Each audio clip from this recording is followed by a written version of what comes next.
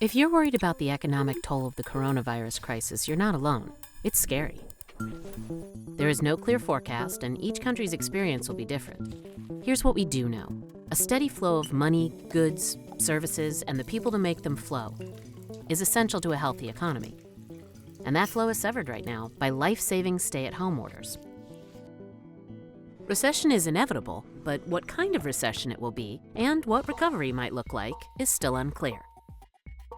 To help imagine what could happen, authors from Boston Consulting Group point out that recessions and their recoveries come in various shock shapes.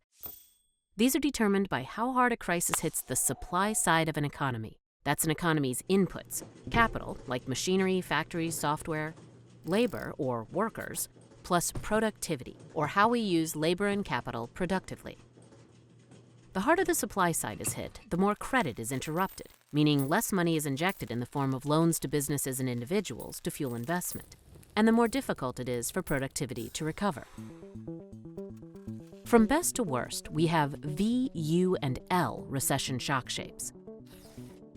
The V shape is a one-time dip. If credit can continue to flow, productivity and labor are less affected. You can see that growth dips but recovers to its pre-crisis level and rate.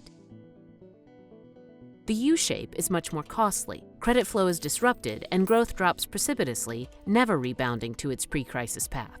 The rate of growth recovers, see how the slopes are the same, but a large gap between the old and new paths represents one-off damage to the economy's supply side. The L shape is the worst. Credit is severely disrupted, not once but perpetually, and there is very little new investment. This economy never recovers its prior output path, and the rate of growth also declines. The crisis leaves permanent structural damage to the economy's supply side. These examples represent crises that started in the financial sector, disrupting credit flow and thus capital growth. We have some off-the-shelf policies for dealing with these. However, we are now in uncharted territory with a double risk of a financial system shock and an epic freeze of the real economy, the households, firms, and government that deliver real physical goods and services. Countries have no existing playbook for dealing with this double shock. Months of necessary social distancing raises the risk of both types of problems, which can feed off each other in dangerous ways. For example, a prolonged crisis can drive up real economy bankruptcies of everyday people and firms, making it harder for financial systems to manage. And a financial system crisis would starve the real economy of credit, which could cripple investment and ultimately growth. In this combined crisis, capital does not grow, pushing the economy towards a U shape. Not good. However, we can head off a U or L-shaped recovery and lessen the intensity of the crisis. How? Primarily, innovation. On the medical side, vaccines, treatments, and capacity innovations are needed to save lives and end the economic damage caused by social distancing.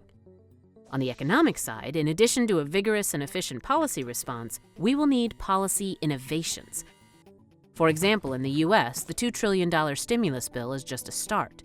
We will need innovative ways to deliver that money to those who need it, since never before have policymakers had to help such large numbers of firms and households. For example, the so-called discount windows that allow unlimited access to funding for the financial sector could be replicated for households and firms in the real economy so that they can stay afloat. Zero-interest bridge loans to households and firms, a moratorium on mortgage payments for residential and commercial borrowers. These are potential solutions that could help make a real difference. The economic goal is to keep our shock shape closer to a V and further away from a U or an L. Speedy, well-executed medical and policy innovations are our best hope to save the most lives and avoid permanent economic damage.